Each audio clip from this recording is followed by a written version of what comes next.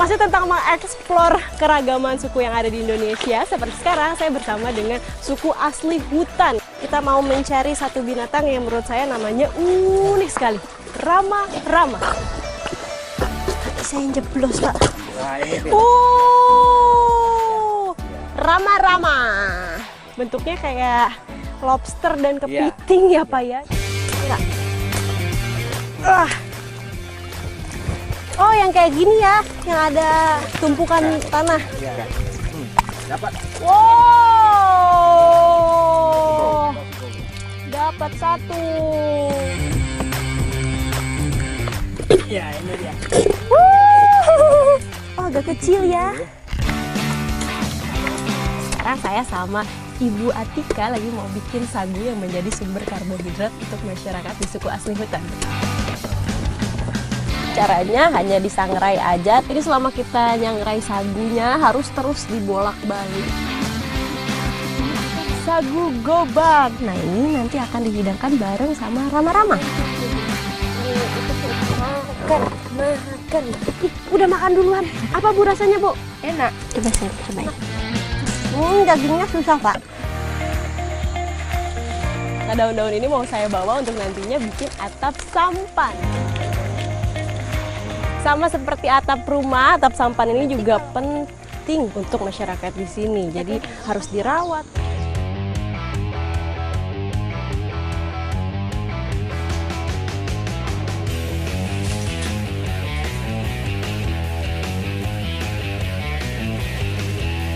Bengkalis, salah satu kabupaten di Riau yang memiliki wilayah daratan dan kepulauan. Di pesisir timur Riau inilah masih menetap suku-suku Proto Melayu yang masih kuat memegang adat istiadat. Suku asli hutan salah satunya.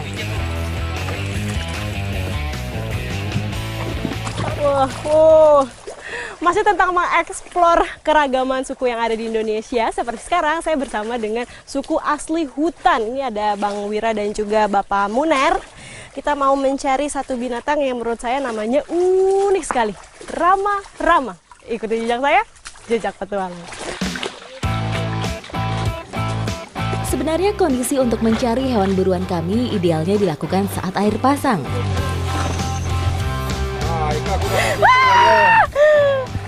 Mbah Muner dapat.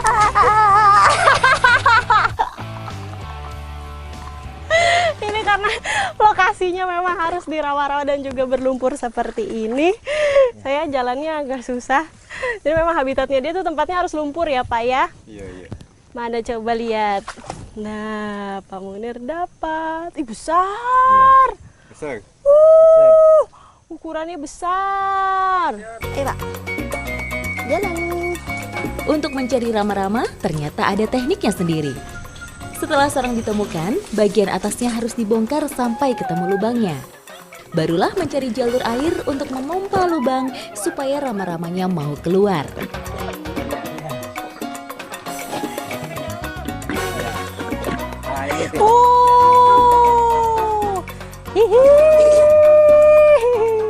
Nah, ini bentuknya kayak lobster dan kepiting ya, Pak ya. Cuma bedanya dia buntutnya ini seperti udang. Tuh belakangnya begini, depannya ada capitnya. Tuh. Ini besar ukurannya. Ini ya besar, ini yang paling besar. Ini paling besar. Ya. Ukuran segini ya, berarti ngambilnya kita harus dari buntut. Iya. Ternyata memang tidak mudah untuk bisa memancing rama-rama agar keluar dari sarangnya. Tak hanya butuh tenaga ekstra, selain susah untuk berjalan di dalam lumpur, saya pun harus hati-hati. Karena pergerakan saya akan membuat rama-rama terancam dan akan buru-buru masuk kembali ke lubang persembunyiannya. Sininya. Iya.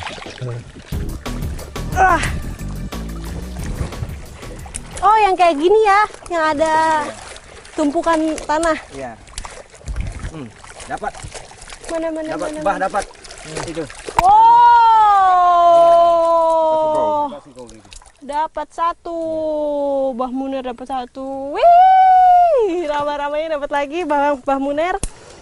Ternyata ini sarangnya kalau saya lihat mirip sama sarang kepiting, hanya bedanya ini dia lebih tinggi tumpukannya dan juga bolongannya ada di atas. Kalau kepiting dia ada dari samping. Lubang dia dekat samping. Samping. Dia punya lubang tetap. Berarti dari perbedaannya kita bisa lihat kalau lubang di atas itu adalah sarang rama-rama. Yang kita cari berarti sarangnya dulu ya. Iya. Mana? Bagi yang baru belajar seperti saya, memang agak bingung untuk bisa membedakan sarang rama-rama dengan kepiting. Habitat sama, bentuk sama, tapi kejelian matalah yang bisa saya andalkan.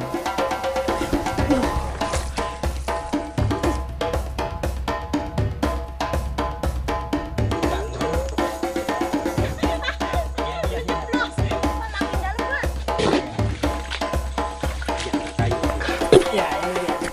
Ah, ini dia. Oh, agak kecil ya.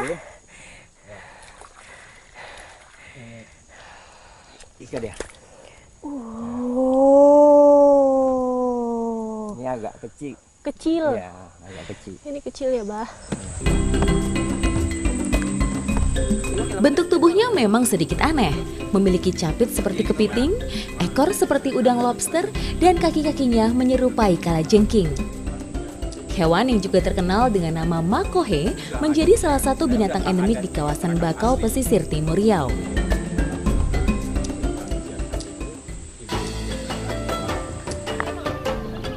Sepertinya rama-rama atau makohe yang kami perlukan sudah cukup untuk diolah nanti. Bang Wira, jangan cepet-cepet, Bang Wira.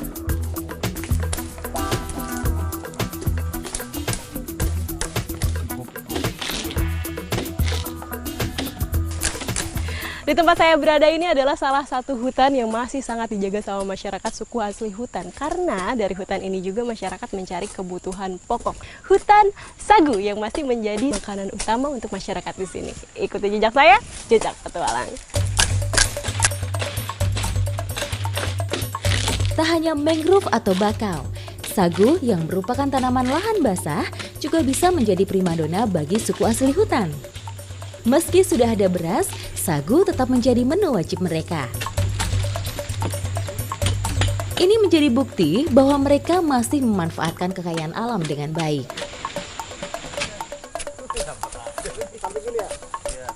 Udah semua ya, Bang?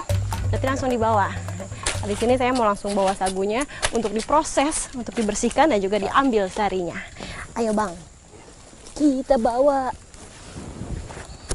Wah,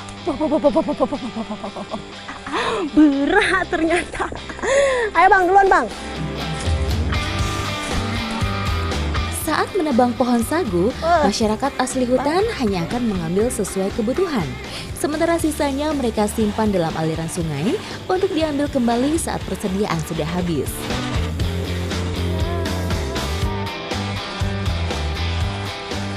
Mengolah sagu juga adalah salah satu kegiatan yang dilakukan oleh suku asli hutan. Kalau lagi di darat, selain cari air, selain cari bahan makanan yang lain, mengolah sagu juga masih menjadi kegiatan kalau di darat ya, Bang.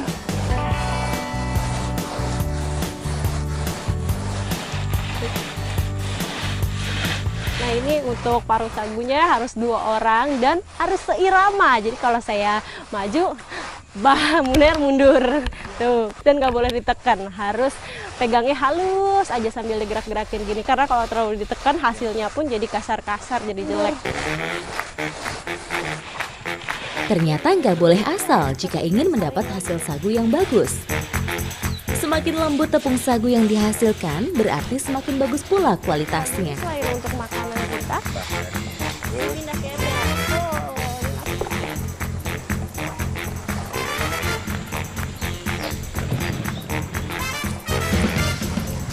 Ambil airnya, Bang. Nah, habis diparut langsung masuk ke proses untuk penyaringannya. Jadi kalau di sini sagu-sagunya yang sudah diparut dikasih air, dicampur, terus nanti diinjek-injek ya. Nanti keluar sarinya dari bawah. Kenapa harus dicampur air? Karena kalau misalnya nggak dicampur air nanti nggak akan mengendap dan nggak akan jadi sagu. Dari mana sih? Dalam proses pemerasan, para tempat peras tidak boleh jauh dari sumber air. Karena saat proses inilah kebutuhan air sangat tinggi guna melarutkan sari tepung sagu yang akan diambil.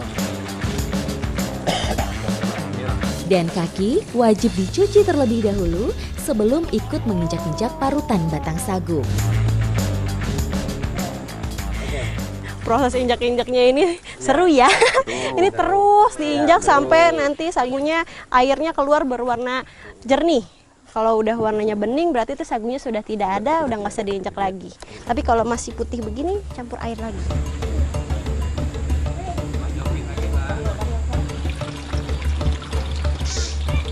Sepertinya air yang keluar dari perasan sudah mulai jernih. Pertanda sari sagu sudah mulai habis.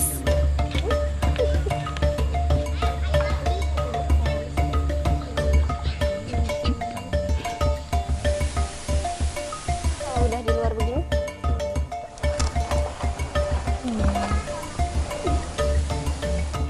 Setelah terendap sagunya ini bentuknya agak halus teksturnya dan juga seperti tepung ya bang ya, warnanya putih dan nggak ada baunya sama sekali. Karena kalau yang ada baunya itu kalau sudah dikasih air dan diendapinnya cukup lama sampai berhari-hari itu udah mulai bau asam. Karena yang saya tahu sagu itu agak-agak bau asam, tapi kalau ini enggak karena baru disaring ya bang. Ini tapi udah bisa langsung diproses.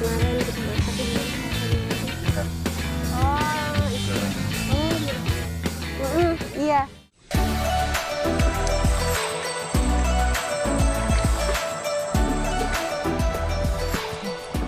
Sekarang saya lagi bersama salah satu keluarga dari suku asli hutan. Nah, saya pengen tahu gimana sih cara masyarakat di sini untuk memanfaatkan hasil alam sebagai sumber kehidupan.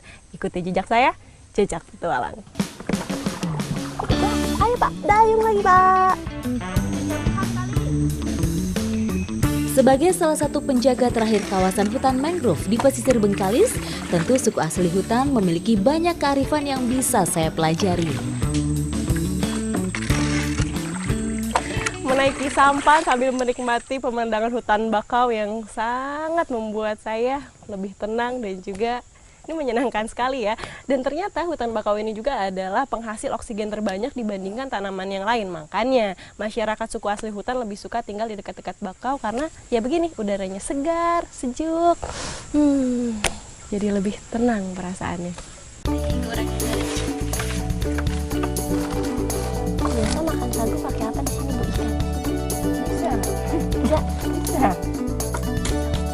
Rama-rama sudah ada, tepung sagu juga sudah siap diolah. Jadi nunggu apa lagi? Berbicara tentang kebiasaan, pasti semua tempat itu berbeda-beda. Seperti sekarang saya sama Ibu Atika lagi mau bikin sagu yang menjadi sumber karbohidrat untuk masyarakat di suku asli hutan. Dan nantinya akan didampingi juga sama Rama-Rama ya Bu ya? Iya. Wah, udah nggak sabar. Ya gitu jejak saya, Jejak Petualang.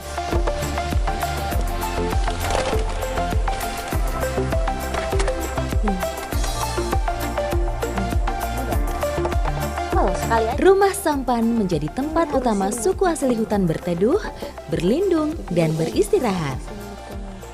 Meski tahun 1998 mereka sudah mulai mendapat rumah di darat, tetap saja sifatnya hanya sebagai tempat singgah sementara. Bahkan rumah yang mereka bangun juga tak boleh jauh dari air atau sungai.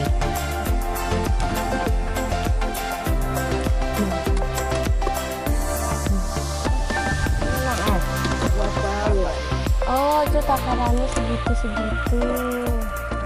Coba lagi. Ini sekarang saya sama Ibu lagi mau bikin sagu gobak. Jadi caranya hanya disangrai aja, tapi harus sedikit demi sedikit disangrainya, jangan langsung semuanya karena biar rata ya Bu. Terus dikasih sampai nanti dia akan berubah warna. Ukuran sampan kami ini memang tak luas, tapi cukup buat aktivitas masak, makan, atau sekedar istirahat. Jadi selama kita nyangrai sagunya harus terus dibolak-balik karena kalau misalnya nggak dibolak-balik terus nih akan gosong sebelah tuh. Lihat di bawah-bawahnya aja udah mulai gosong. Harus terus sambil dibolak-balik. Sagu gobak atau sagu sangrai adalah salah satu makanan tradisional yang cukup sederhana cara memasaknya. Yang penting harus sabar dan telaten dalam membolak-balikan sagu saat sudah dalam penggorengan. Sagu gobak tuh warnanya sudah berubah jadi agak lebih kecoklatan. Nah ini nanti akan dihidangkan bareng sama Rama-Rama. Berarti sekarang kita buat Rama-Ramanya dulu ya Ibu ya. Air. Sebelum masuk proses pemasakan, rama-rama lebih dulu harus dibersihkan. Ya, panjang ya. Untuk rama-ramanya kita olahnya, kepalanya harus dibuang karena ada racunnya dan juga bagian belakangnya karena itu ada kotorannya. Kalau ini warnanya ini berbeda nih, yang besar sama yang kecil, karena kalau yang kuning-kuning ini ada telurnya di dalam dan bisa dimakan ya Pak. Kalau yang ini tidak ada telurnya. Bahasa asli sini ada orang Cina bilang makauhe. Makauhe, Ya. ada yang bilang makauhe, ada yang bilang rama-rama. Iya.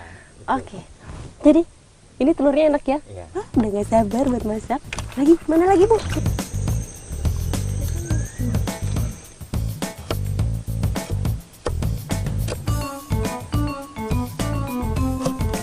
Ini langsung ditumis langsung Bu. Langsung masuk. Aroma dari bumbu yang diolah sudah tercium kelezatannya. Masuk. Angkat Bu. Kayaknya udah mateng ya Bu.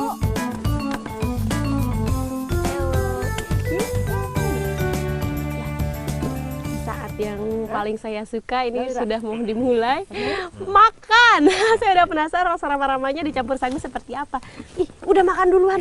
Apa Bu rasanya Bu? Enak. Enak. Coba saya cobain. Gini ditaruh dulu. Iya. Gini.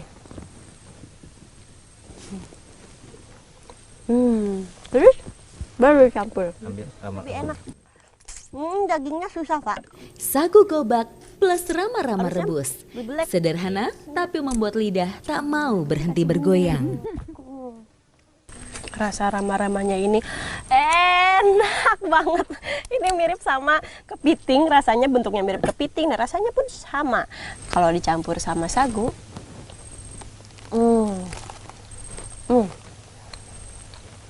ini bikin makin kenyang ya Bu ya. Tapi hati-hati karena rama-ramanya ini berprotein tinggi, kita jangan terlalu banyak makan berlebihan. Karena kalau misalnya berlebihan bisa membuat efek samping pusing, dan kalau yang ada alergi bisa gatel-gatel. Jadi harus sesuai dengan kadarnya ya Pak. Ini yang bisa dimakan nggak sih Bu? Sagunya?